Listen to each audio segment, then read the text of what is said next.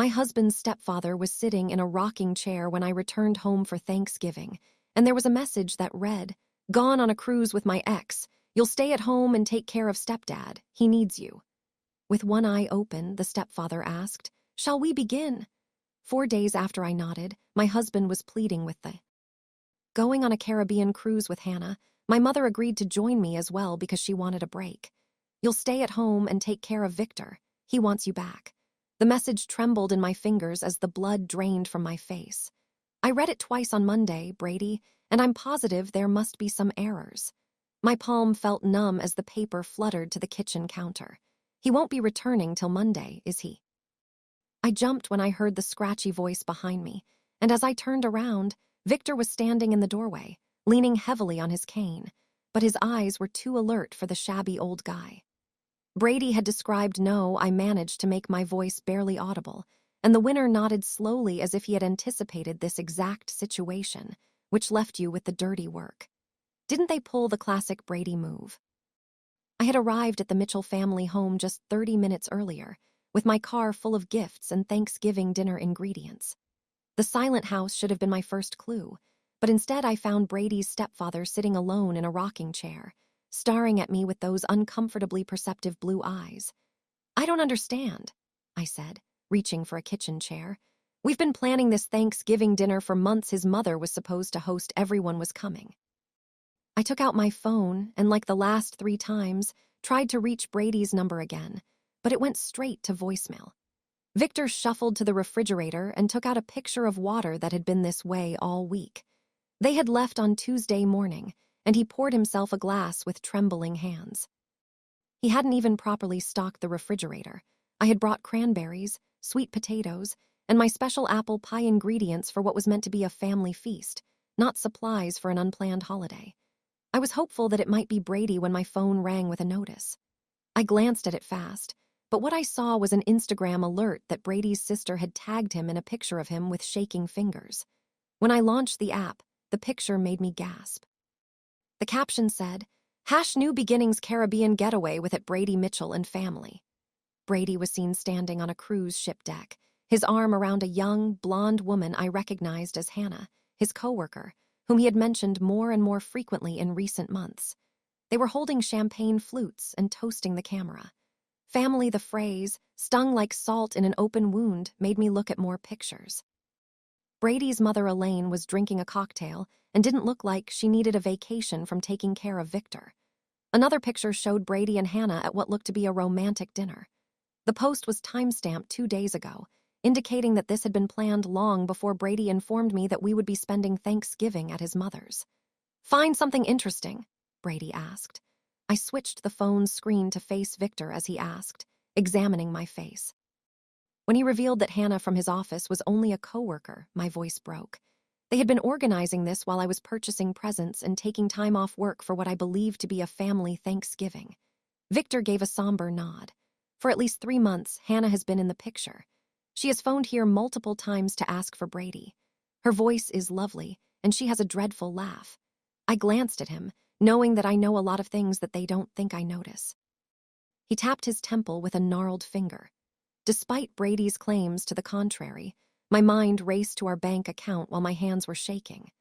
Brady had promised that we would begin looking for a house after the holidays, so when I opened our banking app 3 days ago, he withdrew out $5,200, nearly all of our savings that we had been setting aside for a down payment.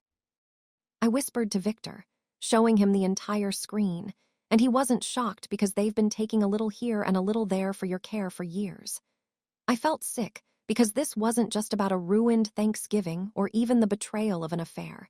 It was a calculated abandonment of Victor of responsibilities and promises. My best friend Lee called to wish me a happy Thanksgiving, but I silenced it because I couldn't yet explain this humiliation. Meanwhile, Victor says, "In the meantime, the heat's turned down to save money," and Elaine buys herself another designer purse. "We're having a proper meal today," and Victor looked surprised and then pleased.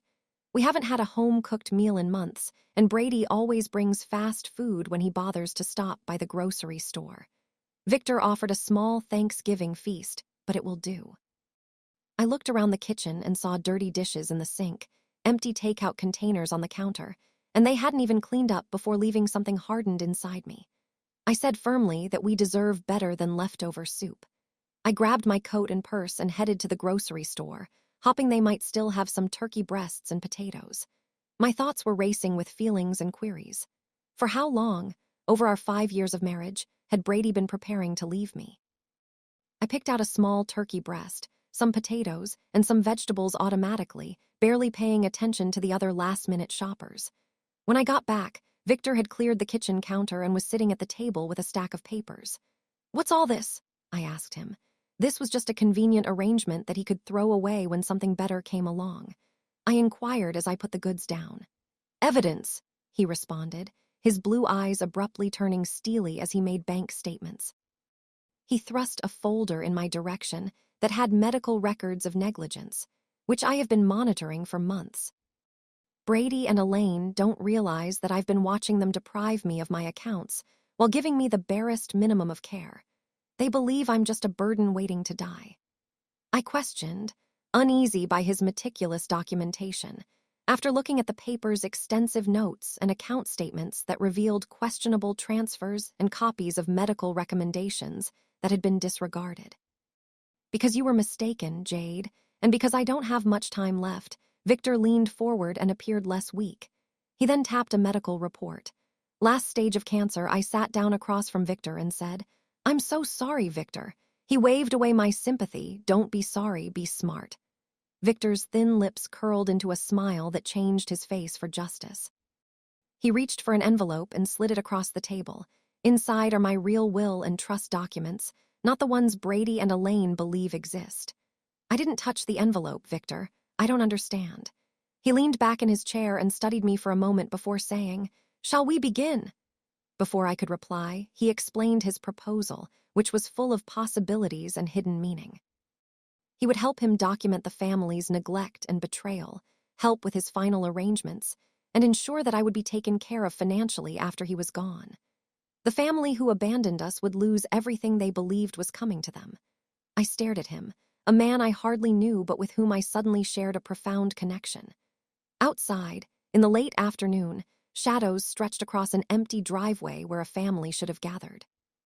An unexpected alliance was forming, so I said, astonished by the firmness in my voice.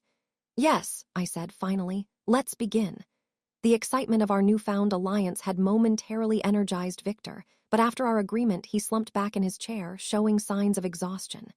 "You should rest," I said, observing the strength beneath his weathered skin. "I'll finish making our dinner." "First, there's something you need to see," said Victor, shaking his head.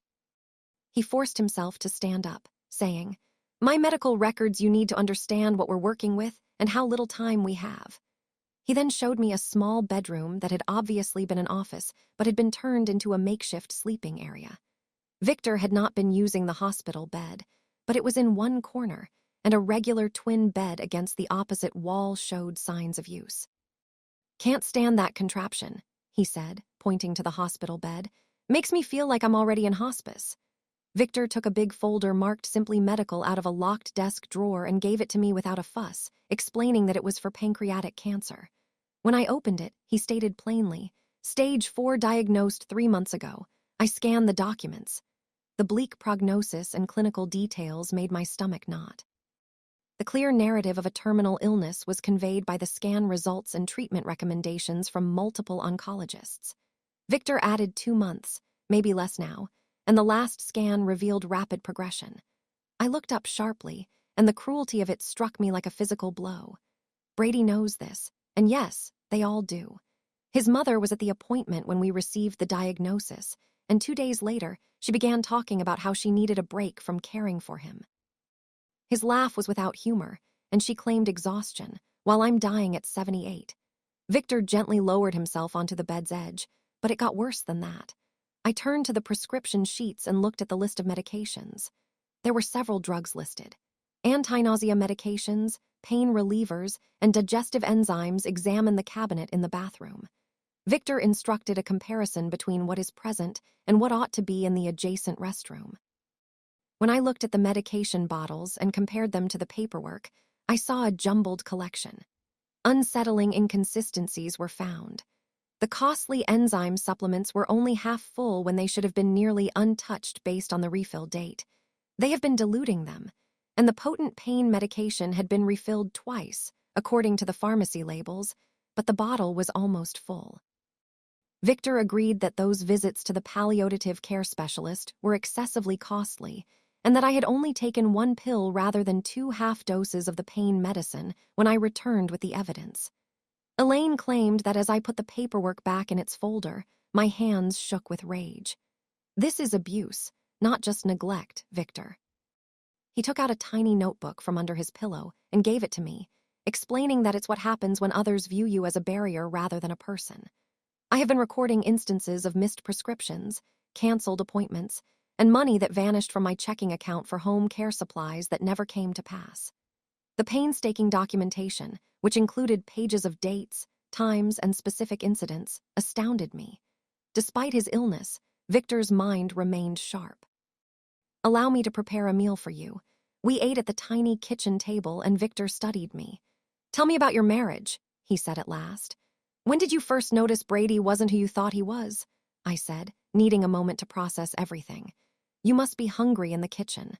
I found pathetic supplies, a few cans of soup, some stale bread milk on the verge of spoiling from my grocery run. I managed to put together a decent meal of roasted turkey breast, mashed potatoes, and green beans, not the Thanksgiving feast I'd planned, but far better than leftover soup. I paused to realize how much had changed after we got married. Brady suggested that I work from home to save on studio rent, which made financial sense, but then my equipment kept breaking down. The directness of the question caught me off guard, so I poked at my food while thinking of how to respond. I gradually admitted that when we first met, Brady was attentive and supportive of my graphic design work, building my clientele, having my own small studio apartment, and having good friends. Software bugs and computer issues in hindsight, the patterns were very obvious when my father passed away last year and left me $30,000. Victor nodded, knowing that it was an isolation tactic. Then, suggestions about which clients weren't worth my time followed, along with worries about me going out late with friends. He would check my phone and say he was just looking for a number. The money Brady recently spent on a cruise with another lady was meant to be used as a down payment for our house, but he insisted that we put it into our joint account for our future. Victor quietly added people like Brady and Elaine view relationships as transactions, so I put down my fork immediately after he spent 6 years of my life scheming to leave me while using our savings on his coworkers. When we first met, I was widowed and had a comfortable portfolio from my banking career. She was charming and beautiful, and Brady was just a teenager who seemed to need a father figure. After we got married, things changed, and he sighed a lot. Expenses went up, but that was justified as living the life we deserved. When I tried to maintain some financial boundaries, I turned into the villain, stingy and controlling, and not really dedicated to the family, which sounds familiar. "Help me with the painting," Victor said, pointing to a mediocre landscape on the wall. Behind it was not as safe as I expected, but a loose panel in the wall. I whispered as Victor led me to his study after dinner. Brady's mother had transformed the tiny room into a meditation area, but it still contained Victor's desk. Victor took it out and produced a weatherproof document case labeled "My Real Assets," explaining that the contents were distributed out across the investments on the desk. Elaine has no knowledge of property in Vermont, and when I looked at the paperwork from my banking days, I was astounded to see that the assets were well over $3 million and were completely unrelated to anything the family could access. For years, Brady and his mother have been defrauding my recognized accounts. I was shocked by the extent of Victor's hidden wealth. Not even my attorney knows the whole picture.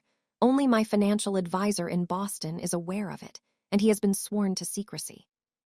Victor clarified, "But they can't touch it." He pointed to a property deed, saying, "This house isn't in my name or Elaine's, it's owned by one of my holding companies.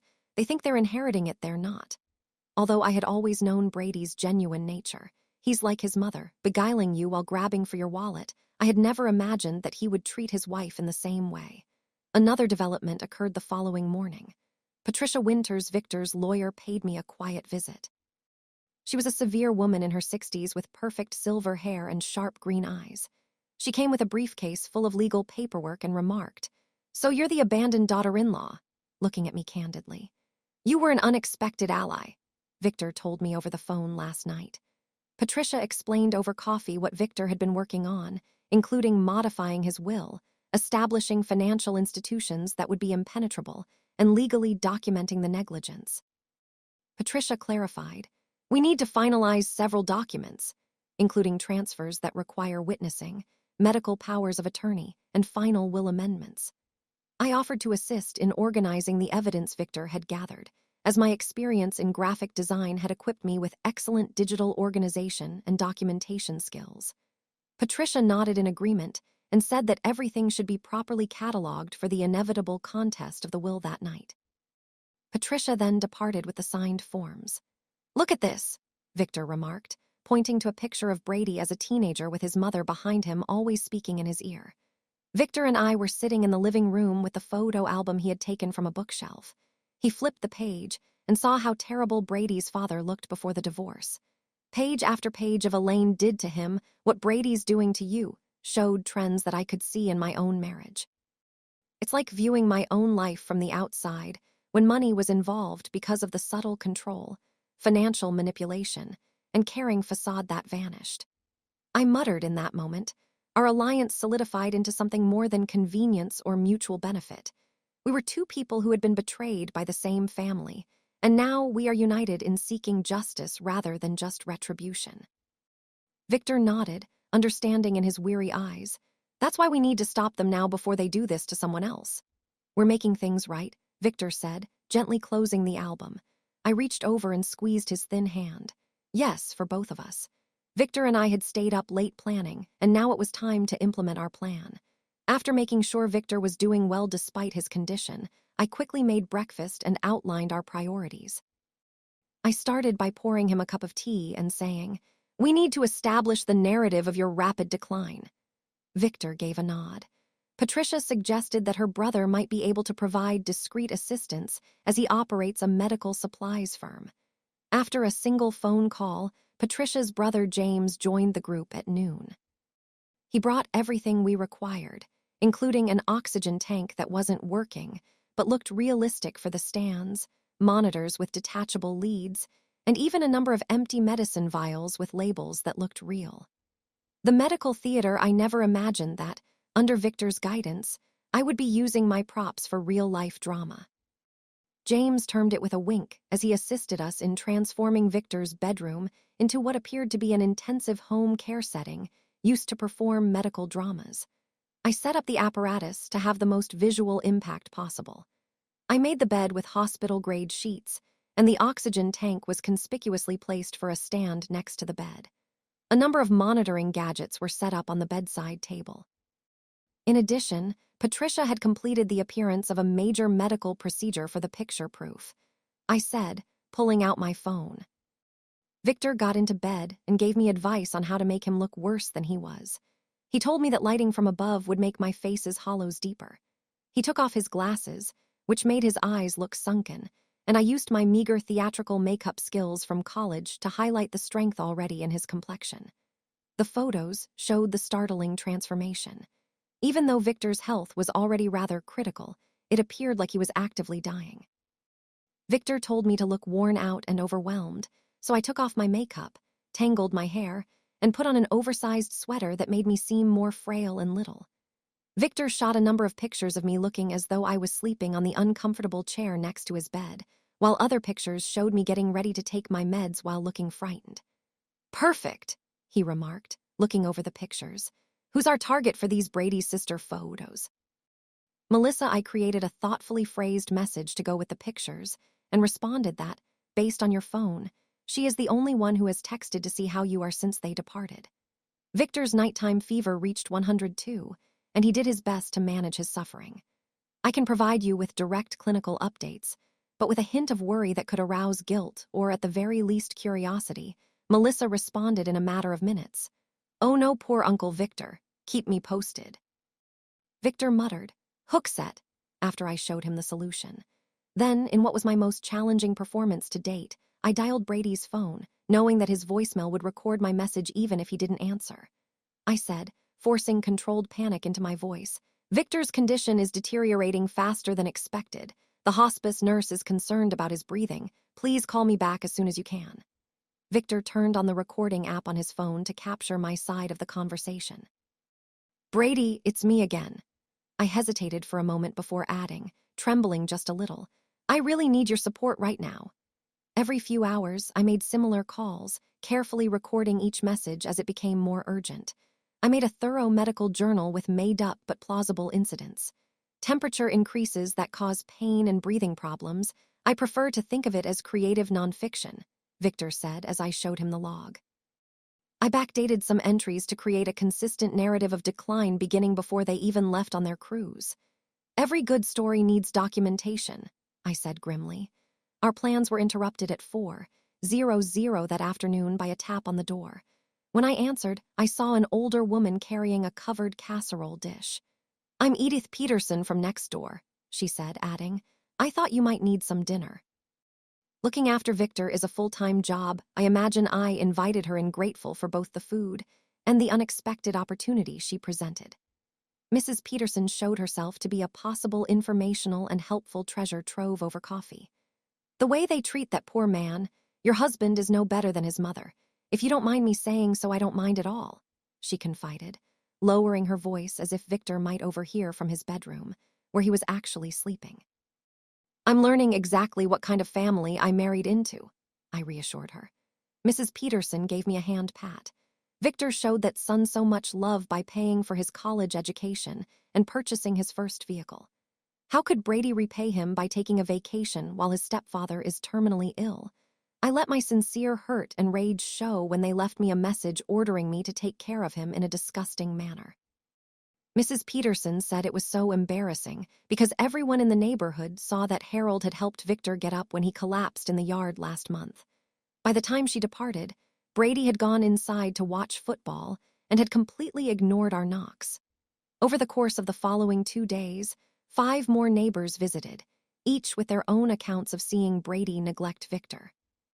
Each visit strengthened our case and added more witnesses to Victor's apparent decline and the family's absence during what they believed to be his final days.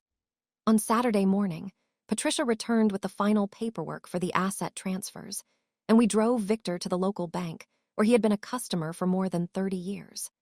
Mrs. Peterson had promised to inform the neighbors that Victor needed support and visitors, while his family was selfishly vacationing in the Caribbean. Mr. Collins gave him a kind greeting. Victor said, "Good to see you out, and about how are you feeling getting my affairs in order?" In the manager's office, Victor formally transferred control of his hidden assets to a number of trusts that would benefit me and several elder care charities. His voice was purposefully weaker than usual, but his memory was still sharp despite the body's failing. "Your stepson was in last week," the manager said casually as we finished the paperwork, asking about your accounts. I reminded him that Victor smiled thinly without the proper authorization, always planning ahead, that boy, and I remembered when he came in to cash that check for his graduation gift. Mr. Collins watched pityingly as Victor's trembling hand signed each document. As we were assessing our work that evening, Mr. Collins went on to complain that it wasn't enough for the automobile and that he needed another piece of evidence, an additional witness to Brady's character. He didn't even thank you. Melissa made a video call to Victor's phone. We promptly implemented our plan, placing Victor in bed with medical equipment and an oxygen cannula in his nostrils. I pinched my cheeks and combed my hair to make my face flush with stress. When I answered the phone, the camera initially showed me as exhausted. "Oh, Jade," Melissa exclaimed. "You look terrible. Is everything okay?" "Managing," I responded, merely turning the phone to Victor, who performed a semi-conscious act worthy of an Oscar, his breathing purposefully heavy. "Uncle Victor." I asked. "It's Melissa, can you hear me?" called Melissa. "Melissa," Victor muttered, his eyes fluttering feebly. "That you, sweetheart." Melissa appeared sincere in her concern, but what followed showed her actual values. "Is he okay with us coming home early? Will he be able to stay until Monday? If you want to say goodbye, let me talk to Brady and Mom," she replied hurriedly. "The thing is, these tickets were non-refundable and Mom's been so stressed lately." I switched the camera back to my face, but it's difficult to express that the hospice nurse believes his systems are closing down. I nodded sympathetically while suppressing real disgust. Of course, it's just that Victor keeps asking for Brady in his more lucid moments. I'll tell him to call, Melissa said as soon as they returned from their shore excursion. Victor sat up and took out his oxygen cannula. Did you record that? I held up my other phone, which had recorded the entire conversation. Victor's smile was content but tinged with genuine sadness. I knew it would happen exactly like this. I sat on the edge of his bed, suddenly emotional. He shook his head, saying that their true colors needed to be revealed. He reached for my hand. The strangest part is that these past few days with you with someone who genuinely cared has been better than months with them. We sat in friendly silence, thinking about what we had started and the last steps that were ahead. As Sunday morning dawned with a subtle change in the atmosphere, I noticed Victor's hands shaking more than usual and a bluish tint around his lips that hadn't been there before. You don't have to pretend for me, I said softly, helping him sit up. You're really not feeling well today, are you? I asked. Our counterattack was well underway, the trap was almost set, and all we needed to do was spring it at the exact right moment. Victor had a thin but sincere, ironic isn't it, smile. The real thing finally caught up with us after all of our play acting. I called the hospice nurse who had been visiting once a week before the family left, and she said she would visit that afternoon, but gave me advice on how to manage his comfort in the interim. Victor was actively declining, and I felt a wave of protectiveness wash over me. Our plan of retaliation suddenly seemed less important than protecting his dignity and comfort. I asked him what he wanted for breakfast, trying to keep it normal, and he said, surprising me, fresh peaches with cream. My late wife, Martha, used to make these every Sunday morning, so I went to 3 different grocery stores before finding some good peaches in November. When I got back, I made them just the way he had described, cutting them into perfect crescents and topping them with whipped cream. During the day, I found myself doing things not for our plan, but just for Victor's comfort, like adjusting his pillows and reading aloud from his dogeared copy of Raymond Chandler's The Big Sleep. Victor's eyes misted at the first bite, just like she used to make him, and he whispered that no one had bothered to remember such things about me in years. Victor said during a lucid moment that afternoon, I haven't been treated with such kindness since Martha died 12 years ago. Strange how a stranger has shown me more compassion than my own family. As he played the classical music, he talked about enjoying the genuine care that had developed between us over our brief time together. The intensity of that statement surprised me. After examining Victor, the hospice nurse Diane came around 3. She led me aside in the hallway and said gently, his organs are shutting down. It's happening faster than we anticipated. Though I had known this was coming, the news hit me harder than I had anticipated. Should I call the family? I asked, suddenly unsure about our elaborate plan. Dan shook her head, saying that it should be about his comfort, not theirs, if they have chosen not to be here. She left the rest unsaid. After she left, I sat next to Victor, who had overheard everything despite our hushed "don't call them." But firmly, they made their choice, but we do need to finalize some matters. Call Patricia and tell her it's time for the last steps, he said, reaching for my hand. Within an hour, Patricia arrived with a notary named Thomas. Her Victor was extremely alert as they entered, perhaps mustering his last remaining strength for this crucial mission. Are you sure you're up to this? Patricia inquired, worried by his appearance, more convinced than ever. Victor retorted that priorities can be clarified by death. They completed the final paperwork, which formally gave me trustee control over his assets and included guidelines for donating to charities that fight elder abuse. Brady's abandonment was specifically mentioned in the new will as the reason for his disinheritance. Now, for the letter Victor wrote after signing the final document, Patricia set up her tablet to record Victor dictating a message to be read to the family after his death. What came out wasn't the angry condemnation I might have expected, but something much more powerful, an expression of profound disappointment and the deep pain of being treated as a burden rather than a father to my family. He started speaking, his voice growing stronger with each word, and by the time you read this, I will be gone, not that my presence or absence seemed to matter much to you in recent years. He described specific instances of neglect without making accusations, just stating the facts. Medical appointments were canceled for convenience, and they spent the Christmas alone. As he finished, even Thomas, the notary, a professional who must have seen countless wills and final messages, was quietly wiping his eyes. He continued, "I don't write this from anger, but from a place of clarity that comes when one faces the end. The greatest pain in life is not illness or even death, but the realization that those you loved saw you only as an obligation, a task to be managed, an inconvenience to be tolerated." Victor asked for his old video camera after they left, saying, "They might question my mental capacity," and Patricia, who usually remained impassive, reached for his hand to make sure they heard everything she had promised. "I want to record my testimony while I'm clearly lucid," he explained. Victor gave a 20-minute statement straight into the camera once I had set it up. He was incredibly calm as he described years of slow neglect and his choice to leave his estate to me. "In 4 days, Jade showed me more decency than my family did in 4 years," he said plainly.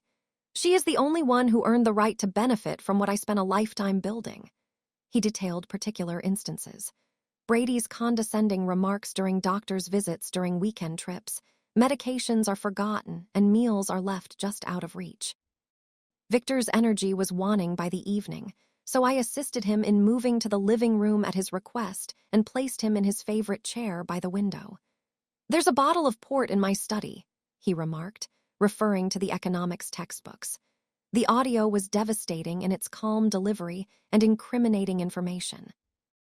I retrieved the dusty bottle where he described it and poured a tiny amount into 2 crystal glasses that I found in a forgotten cabinet to honor Martha and me as we saved it for our 50th anniversary. Around midnight, I noticed that Victor's breathing had changed. I put my book aside and just held his hand. There was no drama, no last-minute revelations, no deathbed confessions. Victor said, raising his glass with dignity, and we sat together as darkness fell. Victor occasionally dozed while I read to him from his favorite book. He spoke sporadically about Martha, his early career, and trips they had planned but never taken. Victor simply slipped away his hand, growing cool, and mine as his breathing gradually stopped for a long moment. I sat motionless, tears streaming down my face. The man I'd known for only 4 days had somehow become important to me beyond our mutual desire for justice in caring for him. I'd found a strength and clarity I didn't know I possessed at dawn. I called Diane, the hospice nurse, who arrived promptly to confirm what I already knew. She seemed surprised by how peaceful Victor appeared many-terminal. "Patients show signs of distress," she commented. "He looks like he simply fell asleep." "He did," I said, quietly reading Raymond Chandler and drinking 50-year-old port. After Diane made the official pronouncement, I called the funeral home. Patricia had recommended 2 somber men arrived within the hour to collect Victor's body. One of them knew Victor from community functions and expressed genuine condolences. He was a good man, he said, always generous with the fundraisers. Once they left, the house felt. Suddenly, empty. I allowed myself a few moments of genuine grief before focusing on the next phase of our plan. Brady and his family would be returning the following day, expecting to find a dying man they could comfort in his final hours, thereby easing any guilt about their abandonment. Instead, they would find me, and the consequences of their actions. I placed Victor's letter in a cream-colored envelope and propped it against the family photo on the mantelpiece. I immediately saw a picture of Brady and his mother in the dining room, smiling widely, with Victor standing a little apart. I organized the copious amounts of neglect data in files with clear labels. Canceled appointments for medical care. I went to the master bedroom and packed my few belongings next to my suitcase. And I put printouts of the cruise photos Brady and his family had posted throughout the week, creating a stark visual timeline that contrasted their poolside cocktails with Victor's documented decline. Victor's video testimony, which was recorded evidence of financial exploitation and neglect, was waiting to play on the television at the touch of a button. When they returned with a well-planned revelation that would guarantee they confronted the full consequences of their decisions, everything was set up for maximum impact. I had a strong sense of purpose as I stood in the middle of the quiet house. This was about justice for a man who deserved much more than he had gotten from those who ought to have cared for him the most, not just about getting even.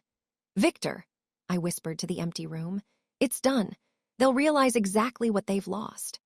I took a deep breath, smoothed down the simple black dress I had bought the day before, and sat down in the living room next to Victor's empty rocking chair. Around noon on Monday morning, I heard the sound of car doors slamming, followed by laughter and chatter as Brady and his family returned from their cruise.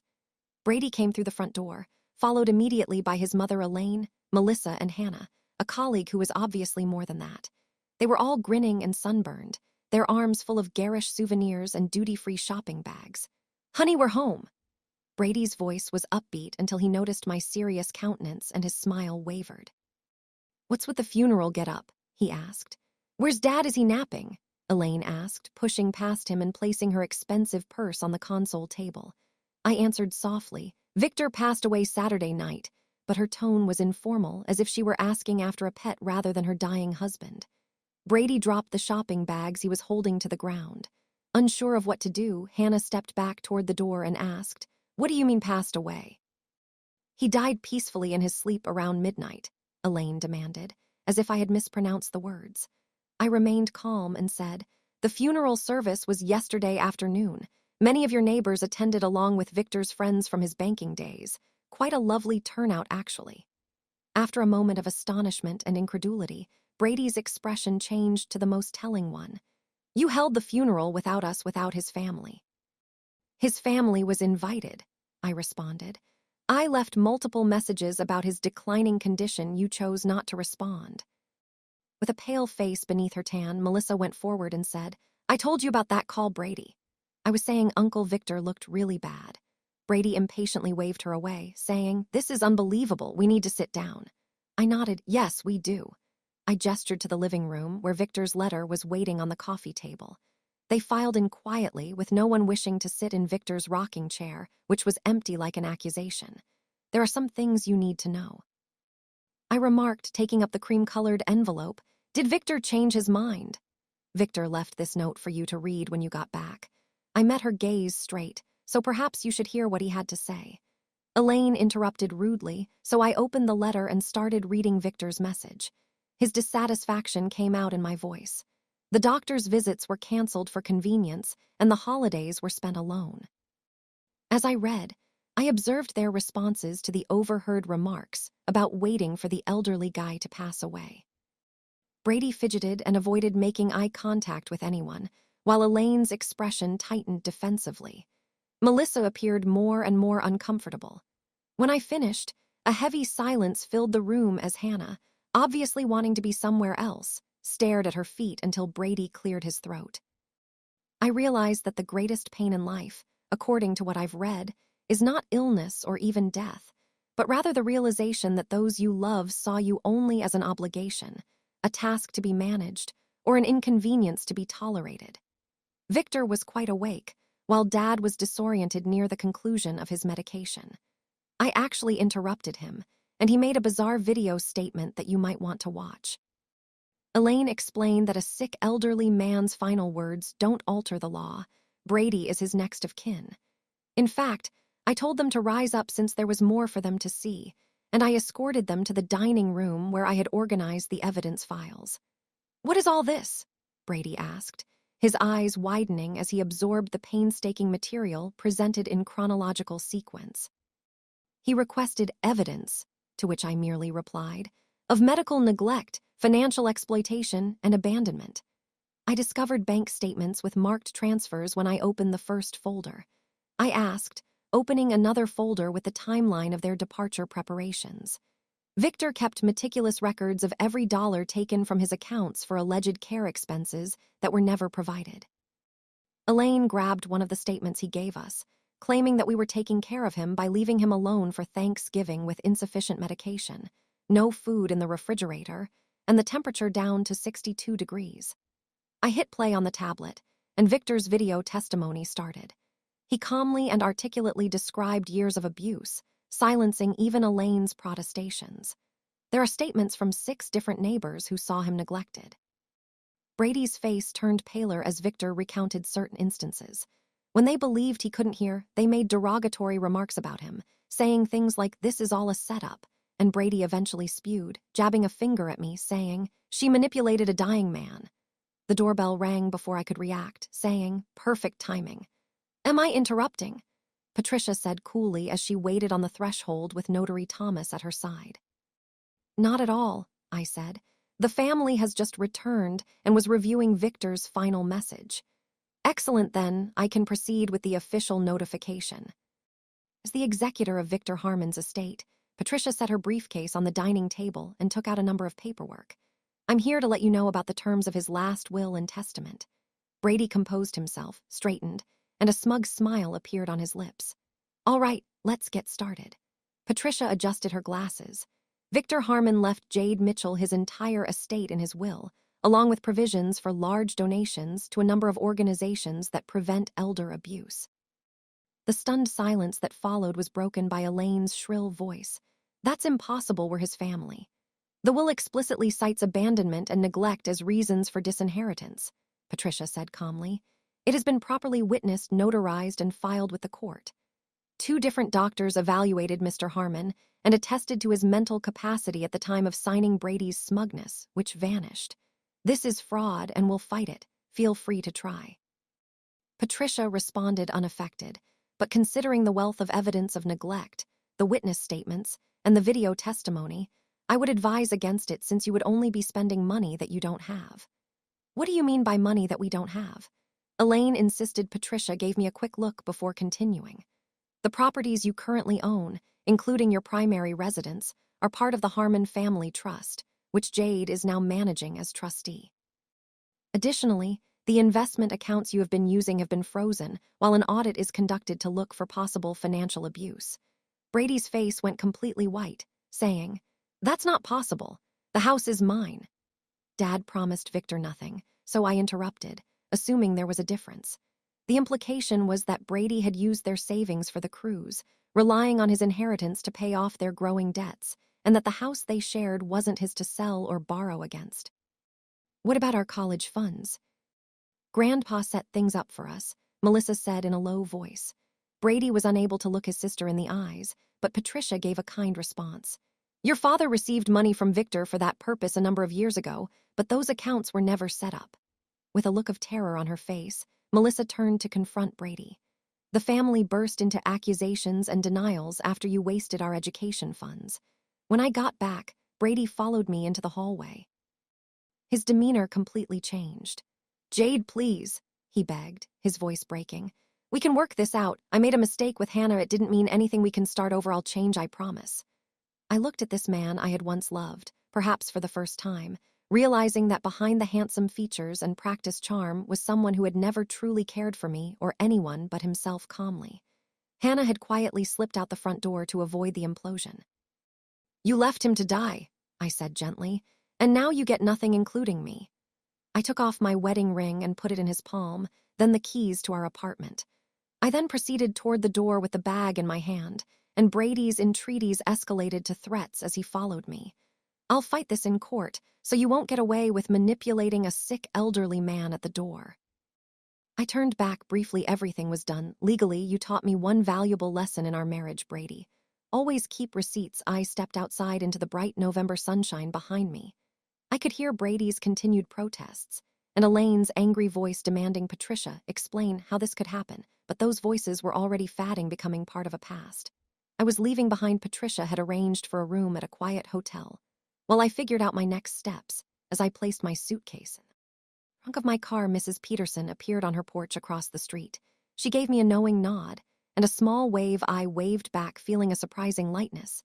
Despite the emotional weight of the past few days, Victor's final gift wasn't just financial security, though that would certainly help me rebuild my life. The true gift was the clarity and strength I'd found while helping him find justice as I drove away from the house, and the shattered family inside it.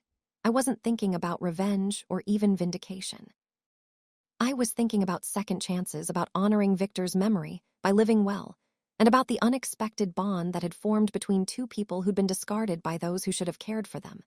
Most Victor had found peace now. It was my turn to do the same. Thank you for staying with this story. Until the end, my favorite moment was when Victor shared his cherished port wine, saved for an anniversary. He never reached such bittersweet dignity in that glass, which scene touched your heart most deeply. I treasure every comment, sharing your thoughts.